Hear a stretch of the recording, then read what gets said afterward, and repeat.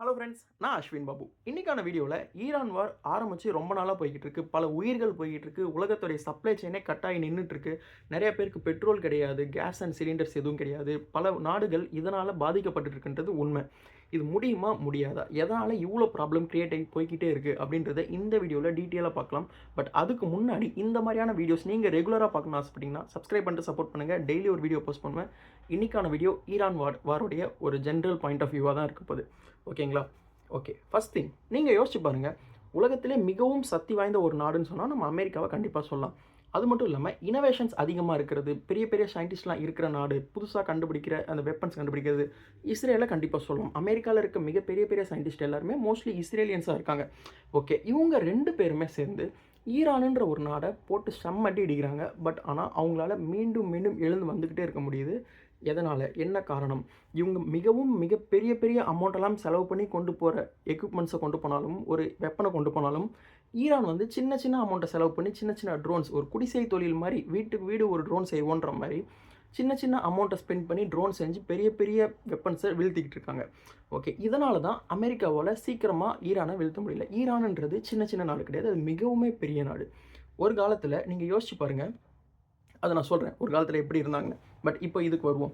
என்னன்னா, ஒவ்வொரு வாட்டியும் ஈரான் கிட்ட என்ன பவர் இருக்குன்னு தெரிஞ்சு தான் ஒரு நாடு அடிக்கிறாங்க அப்படின்னா ஆப்போனன்ட் கிட்ட என்ன பவர் இருக்குது, அவங்கள்ட்ட என்ன வெப்பன் இருக்குது அப்படின்றத பார்த்து தான் அடிப்பாங்க. அப்படி பார்க்கும்போது இவங்கள்ட்ட ஒரு 2000 கிலோமீட்டர் போகிற அளவுக்கான ஒரு பேலஸ்டிக் மிசைல் இருக்குன்னு தெரிஞ்சு தான் அமெரிக்கா, இஸ்ரேல் சேர்ந்து அடிக்க ஆரம்பித்தாங்க. பட் ஆனால் நேற்று என்ன நடந்திருக்கு அப்படின்னு பார்த்தீங்கன்னா, மோர் தென் 4000 கிலோமீட்டர் போகிற அளவுக்கான மிசைல்ஸ், பேலஸ்டிக் மிசைல்ஸ் ஈரான் கிட்டே இருக்குது. பேலஸ்டிக் மிசைல்லாம் என்ன?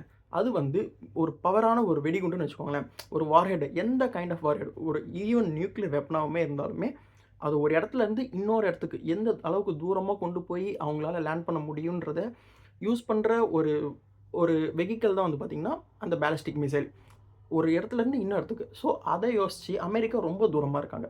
பட் ஆனால் இஸ்ரேலை சுற்றி நிறைய அரப் கண்ட்ரிஸ் இருக்குது இல்லைங்களா? அங்கே வந்து பார்த்திங்கன்னா அமெரிக்காவுடைய டிஃபென்ஸ் ஃபோர்ஸ் வந்து லான்ச் பண்ணியிருக்காங்க. அங்கே இருந்து தான் ஈரானை இத்தனை நாளாக ஈரானை அடிச்சுக்கிட்டே இருக்காங்க. பட் யோசிச்சு பாருங்கள், ஈரான் ஒரே ஒரு நாடு, ஓகேங்களா? பட் ஆனால் அமெரிக்கா எல்லா நாட்டுக்கிட்ட இருந்தும் சப்போர்ட் எதிர்பார்த்துக்கிட்டே இருக்காங்க, கேட்டுக்கிட்டும் இருக்காங்க.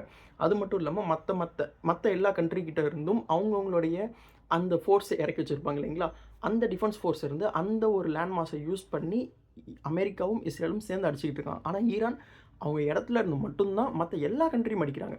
ஓகே, இதெல்லாம் ஒரு பக்கம் இருக்கட்டும், ஓகேங்களா? பல உயிர்கள் போச்சு, பெண்கள் ஸ்கூல் போயிட்டு இருந்தாங்க, அவங்களுடைய ஒரு கேர்ள்ஸு ஸ்கூலில் வந்து இஸ்ரேல் வந்து பாம்பு போட்டாங்க, பல உயிர்கள் போச்சு.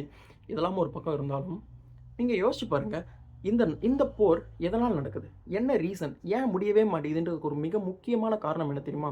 இந்த போருக்கு என்ன நோக்கம்னே போர் பண்ணுறவங்களுக்கு தெரியாது.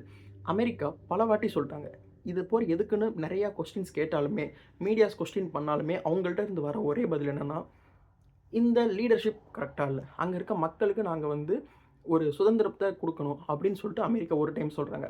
இன்னொரு டைம் இது போர் ஆரம்பிக்கும் போது என்ன சொன்னாங்கன்னா, ஈரான் வந்து அந்த நியூக்ளியர் வெப்பனை வந்து கிரியேட் பண்ணுறாங்க, இது வந்து மற்ற நாட்டுக்கு ரொம்பவே அச்சுறுத்தலாக இருக்கும், அது வந்து இருக்கக்கூடாது அப்படின்னு சொல்லிட்டு ஆரம்பித்தாங்க. அப்போ எதுதான் உண்மை?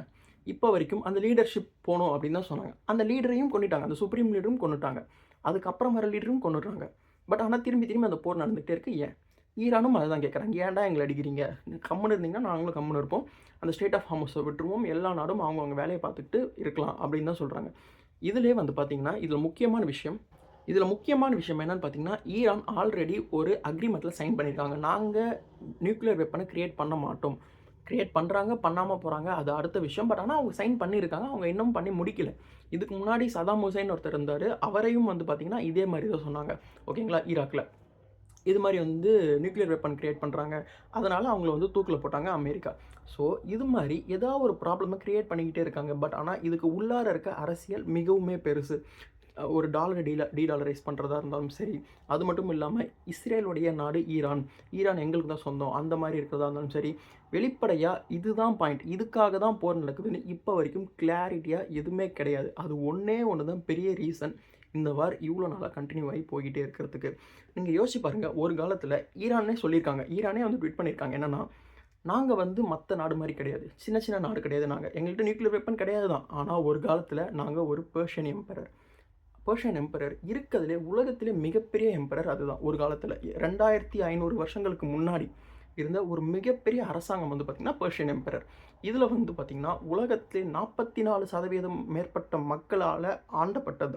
44% மக்கள், உலகத்தில் இருக்க அவ்வளோ மக்கள் வந்து ஒரு எம்பரர் கீழே இருந்திருக்காங்கன்னா அது பெர்ஷியன் எம்பரர் கீழே தான். இது வந்து எந்த இதுக்குமே இருந்தது கிடையாது. அவ்வளோ பெரிய ஒரு எம்பரர். எங்களை வந்து அந்த அளவுக்கு சீக்கிரமாக நீங்கள் அழிக்க முடியாது. எங்களை எதிர்த்து வந்தவங்க நிறைய பேர், அவங்க யாருமே இப்போ கிடையாது. ஆனால் ஈரான் நாங்கள் இன்னும் நிலச்சி நிற்கிறோம். அந்த அளவுக்கு ஒரு பவர்ஃபுல்லான ஒரு ஸ்டேட்மெண்ட்டை ஈரான் சைட்லேருந்து கொடுத்துருக்காங்க. ஈரான் சைடு நீங்கள் யோசிச்சு பாருங்கள், எல்லாரும் அடிக்கிறாங்க. ஈவன் அவங்களோட இனத்தை சேர்ந்த அரப் கண்ட்ரீஸே சேர்ந்து அவங்கள அப்போஸ் பண்ணிக்கிட்டு இருக்காங்க. அவங்களுக்கு இடமும் கொடுத்துக்கிட்டு இருக்காங்க. இந்தாங்க எங்கள் இடத்த யூஸ் பண்ணி நீங்கள் ஈரான் அடிச்சுக்கோங்க, ஏன்னா ஈரான் நியூக்ளியர் வெப்பன் கிரியேட் பண்ணிட்டாங்க அப்படின்னா எங்களுக்கும் ஆபத்து அப்படின்னு சொல்கிறாங்க. ஆனால் ஈரான் அவங்களுடைய இடத்துல மட்டும்தான் இருக்காங்க. இருக்கிற எல்லாரையுமே அடிக்கிறாங்க. இங்கேருந்து துபாய் அடிக்கிறாங்க, கத்தார் அடிக்கிறாங்க, ஓமன் அடிக்கிறாங்க. இந்த மாதிரி எல்லா கண்ட்ரீஸையும் அங்கே இருக்க மக்கள் அடிக்கிறாங்க. நீங்கள் நல்லா யோசிச்சுக்கோங்க. ஸோ ஈரான் வந்து அங்கே இருக்க மக்களெல்லாம் டார்கெட் பண்ணல. பட் ஆனால் அங்கே இருக்க பிளாட்ஃபார்ம், அங்கே இருக்க அமெரிக்கன் பிளாட்ஃபார்ம்ஸை மட்டும்தான் அடிக்கிறாங்க. அங்கே இருக்க அமெரிக்கன் பேஸை மட்டும்தான் அடிக்கிறாங்கன்னு தெரிஞ்சுக்கோங்க. ஸோ என்ன இதில் மெயின் மேட்டர் என்னென்னா, இந்த வீடியோட மெயின் மேட்டர் என்னென்னா, அவங்க வந்து மிகப்பெரிய ஒரு பெர்ஷியன் எம்பரராக இருந்திருக்காங்க அந்த காலத்தில். ஆனால் அதனால் அவங்கள இப்போது ஈஸியாக அவங்கள அடிச்சிட முடியாதுன்றது தான் உண்மை. என்ன ஒன்றுனா, ஒரு நோக்கமே இல்லாமல் ஆரம்பிக்கப்பட்ட ஒரு வார் தான் இது. அதனால் பல உயிர்கள் போய்கிட்டு இருக்கு, பல உயிர்கள் இதனால் கஷ்டப்பட்டுட்டு இருக்காங்கன்றது தான் உண்மை.